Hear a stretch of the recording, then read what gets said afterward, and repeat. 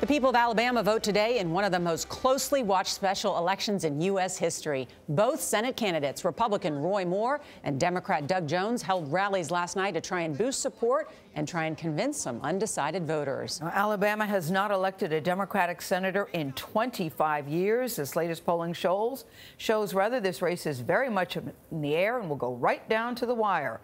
A Fox News survey suggests that Jones has a 10-point lead. But an Emerson poll has Moore ahead by 9 points. Turnout will likely determine the winner of this race. Manuel Bojorquez is in Dothan, Alabama, where Moore held his last campaign rally. Manuel, good morning.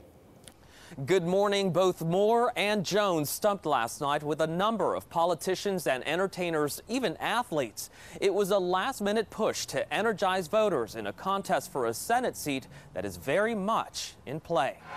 And we're not going to stand by and let other people from out of state and money from California control this election. On the eve of Tuesday's election, Roy Moore painted himself as the victim of outside special interests and rejected multiple allegations of sexual misconduct. If you don't believe in my character, don't vote for me. Moore's wife, Kayla, defended her husband against allegations of sexism, racism, and anti-Semitism, which she blamed the media for spreading. Also, I just want to set the record straight while they're here.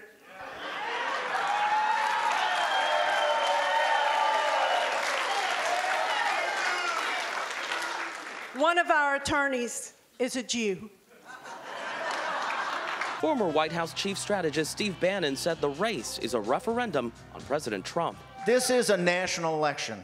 But he also took a shot at Ivanka Trump, who recently criticized Moore, saying there's a special place in hell for people who prey on children. There's a special place in hell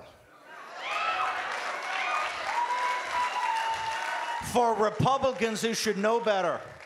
Meanwhile, in Birmingham, Moore's Democratic rival, Doug Jones, urged his supporters to get to the polls.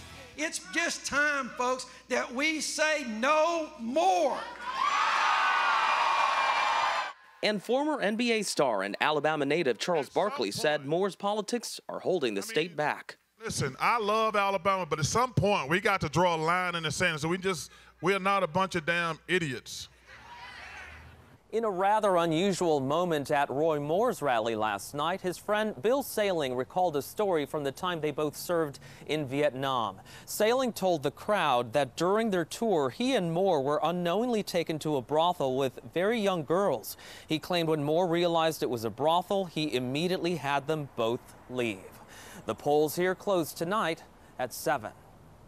Manuel, thank you. I mean, you can't make it up sometimes, the comments that were made in this. It's a very unusual story to share at this time under these circumstances. I would agree. Regardless of the point you're making. John, let me ask you, because we have those two conflicting polls. What do you make of that? And the other thing that's interesting to me is there's been no early voting, so today really matters. It really matters. I think what you say about the polls is that if we had tea in one of these cups and we looked at the leaves, we might be able to get a better sense of what's happening than looking at the polls.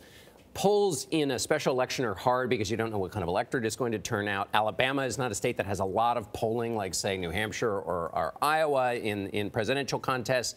And then you have the radioactivity of this race and the fact that if you're polling on the phone to a Republican, they may not want to admit they're a Roy Moore voter. So we really don't know. And thank goodness it's Election Day so we can actually get a result and stop having to guess. So. And of course, we must say it all comes down to turnout, which is like saying water is wet. Yes. Yeah. And we will have the results here tomorrow morning. Yes, we will.